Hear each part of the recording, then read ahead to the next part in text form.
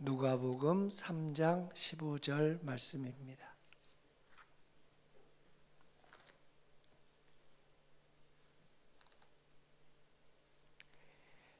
신약성경 91면 누가복음 3장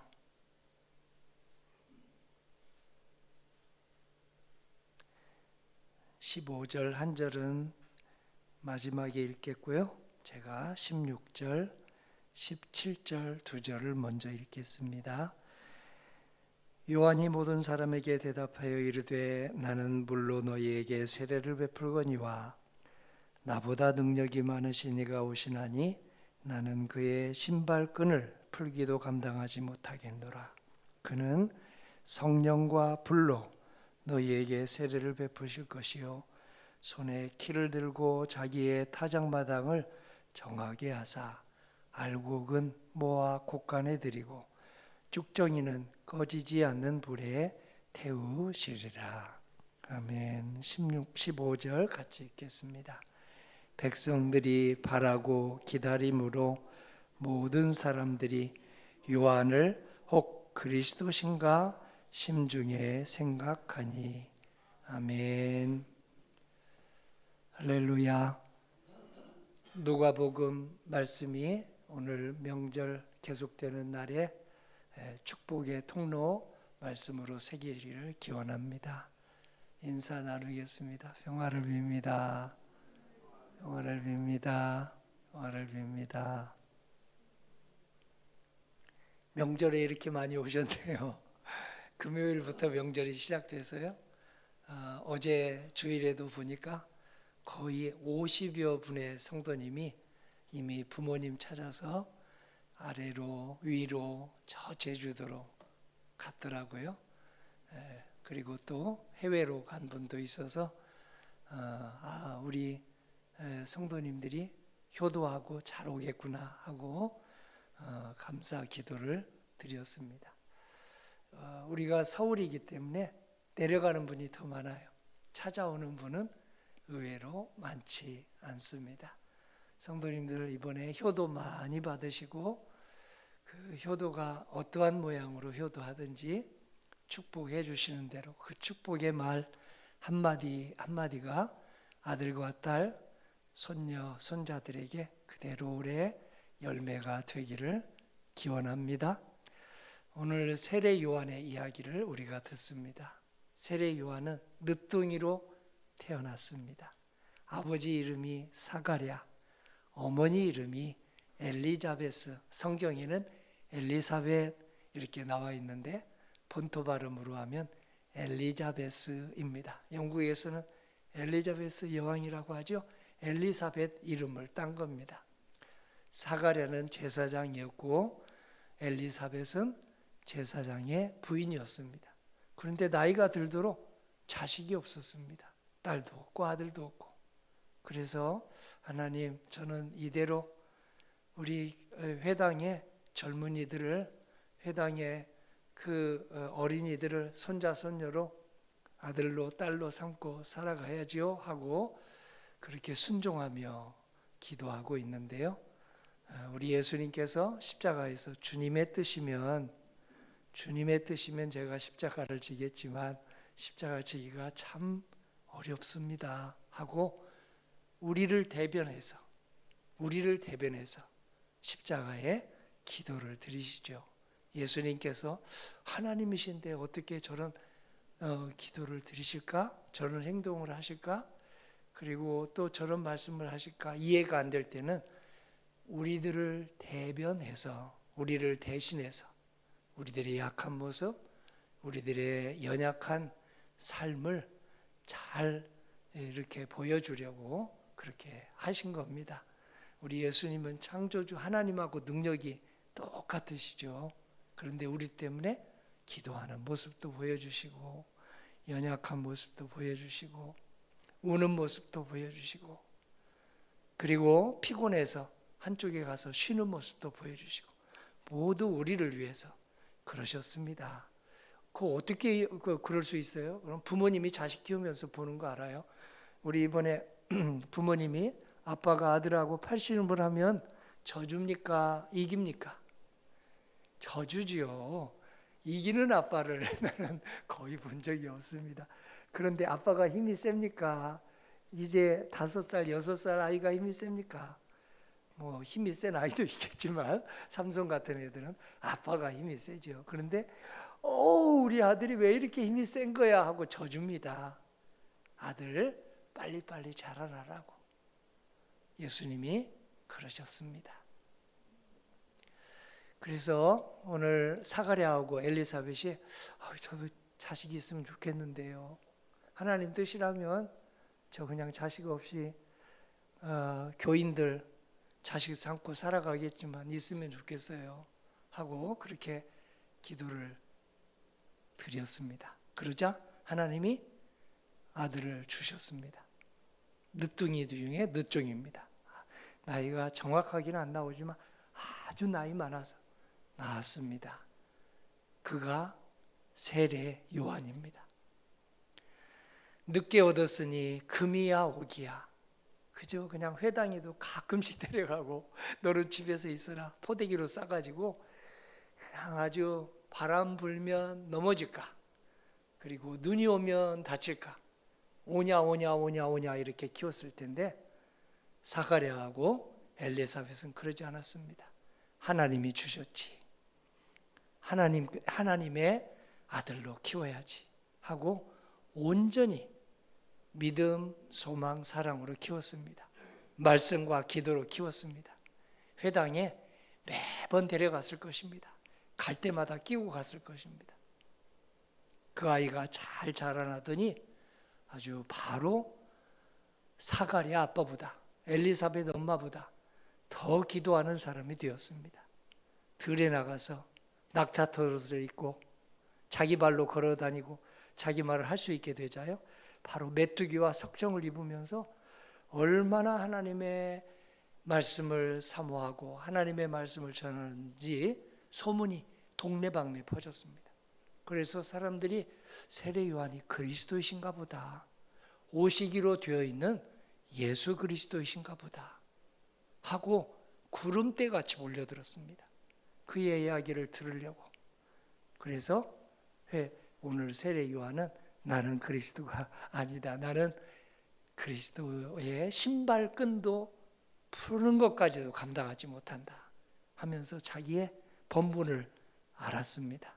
신앙이 제대로 들어가면 겸손합니다. 자기를 높이지 않습니다.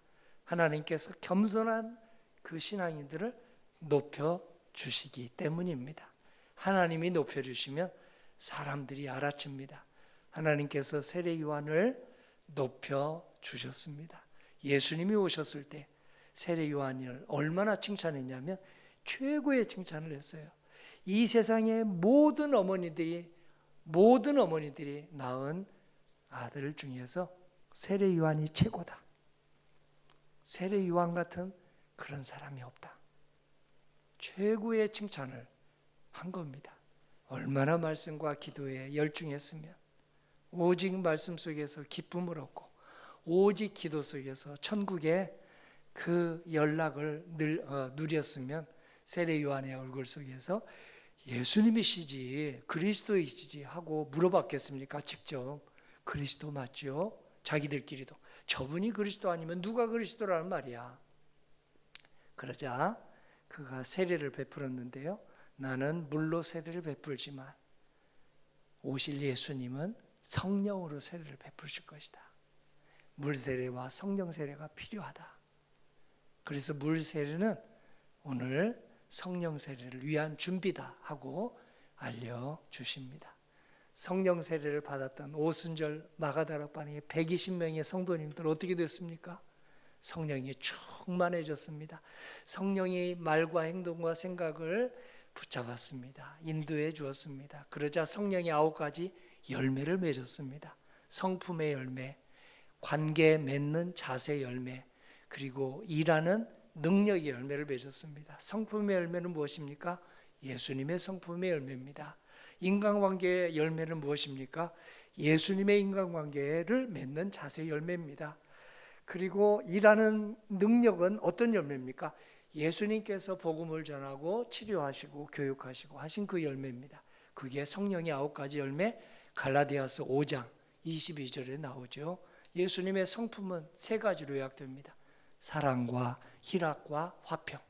사랑과 희락과 화평의 열매를 성품으로 맺는다. 사랑이 최고죠. 기쁨이 우리 신앙인에게 표시지요. 예수님을 잘 믿는 표시. 기쁨의 설날, 기쁨의 눈빛, 기쁜 말, 주변을 기쁘게 하는 사람, 성령 충만한 사람입니다. 저 사람만 오면 이렇게 깔아앉아요. 그러지 않습니다. 오늘 회개하게 할 때도 오늘 어떤 사람은 이렇게 회개를 잘 외쳐서 가라앉게 하지만 그 겉으로만 가라앉는 것이지 속에서는 우리 하나님 제가 정말 잘못했네요 하고 거기에서 기쁨의 씨앗을 뿌리는 것이기 때문에 회개를 촉구하는 설교도 사실상 가라앉게 하는 게 아니라 오늘 나중에는 곧 기쁨을 얻게 되기 때문입니다. 예수님 얼굴 보면 웃는 사진도 있고 그리고 고통스러운 사진도 있어요. 고통스러운 사진만 보지 마세요. 예수님은 십자가에서도 원망하지 않으셨습니다. 탓하지 않았습니다. 불평하지 않았습니다. 불만하지 않았습니다. 오히려 기도하셨습니다. 주님, 저 사람들이 몰라서 저렇게 나를 대적하고 비방하고 비난하고 그러다가 나를 이렇게 했는데 주여 저들을 용서해 주세요. 깨닫게 해 주세요 하고 기도하자 옆에 있던 강도들 잘못해가지고 달려드는 십자가의 강도들이 깜짝 놀랐죠. 그 둘 중에 한 명은 예수님을 알아봤고 한 명은 몰라봤어요. 그래서 예수님을 십자가에 달려서도 비난을 했는데 한 강도는 주님 저는 잘못해서 십자가에 달렸지만 정말 주님 아무 잘못이 없는데 십자가에 달리셨네요. 저를 좀 저 같은 이 같은 사람도 구원받을 수 있을까요? 하니까 그를 용서해 주시고 네가 함께 나와 낙원에 있으리라 하고 그를 마지막 그 짧은 기도에서도 받아 주십니다. 오늘 이 은혜를 우리 세례 요한이 체험을 하고 우리 예수님을 높여드리고 예수님이 오시자마자 그는 조용히 물러갔습니다. 예수님을 중심으로 신앙생활 하도록 했습니다. 사랑과 희락과 화평, 평화로운 사람, 잘 웃는 사람, 웃게 하는 사람, 사랑하고 또 사랑하는 사람, 이 성품의 열매로 이번 명절 복된 가정 되시기를 기도합니다. 예수님은 관계를 맺을 때 오래 참고 그리고 자비롭고 선을 베푸셨습니다. 줄 때 받을 것을 기대하지 않았습니다. 줄만 하면 모든 것을 주셨습니다. 자기의 마음을 내어주시고 음식을 손수 만들어서 내어주시고 발도 씻어주시고 제자들 피곤하면 휴가 가자 해가지고 휴가도 같이 가시고 그리고 또 장모님 아픈데요 하면 베드로 장모님 집에 가서 열병에 걸린 장모님 그 장모님도 낫게 해주시고 가정을 소중히 여기는 모습을 보여주시며 오래 참음 자비 양선으로 인간관계는 이렇게 맺는 게 좋다. 참고 또 참아주고 줄 거 있으면 주고 그리고 자비를 베풀고 오늘 이 은혜가 성도님 통해서 집안에 아주 명문가정 믿음의 명문가정 세우는데 권사님만 보면 우리 주님의 성품 생각나기를 소망합니다. 충성, 온유, 절제 예수님의 사역 자세입니다. 예수님의 일하는 자세입니다. 충성하되 하루 충성은 누구나 해요. 그러나 끝까지 충성이 어렵습니다. 끝까지 충성하신 분. 그래서 요한계시록 2장 10절에 뭐라고 했습니까?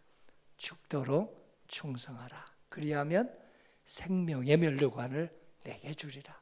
우리 예수님을 그리스도로 믿으면 하루가 아니라 일주일이 아니라 죽기까지 믿음 생활하는 은혜를 주십니다. 이 충성이 우리 성도님들 가정에도 뼈대 있는 가정 만드는 축복의 걸음 되기를 소망합니다. 절제하는 사람, 온유한 사람, 충성하면서 온유하면서 절제하면서 일을 하면 그 직장, 그 사업장 잘 될 수밖에 없죠. 그 교회도 잘 될 수밖에 없습니다. 오늘 이 은혜를 세례 요한이 그리스도를 통해서 체험하고 그는 자기가 구름대같이 몰려든 사람들을 보면서 그냥 자기 이름이 만방에 드러나는 거 못지않게 우리 예수님에게로 사람들이 이렇게 가자. 시기 질투하지 않고 오늘 은혜를 체험했습니다. 성도님도 이제 자식들 커나가는 모습 이번에 보실 텐데요. 자식이 잘 되면 부모님이 시기합니까? 박수칩니까? 박수칩니다. 자식을 시기 질투하는 사람 저는 못 봤네요. 이번에 동계올림픽에서 그냥 부러지는 것 같은데 17살 난 이름이 뭐예요? 예?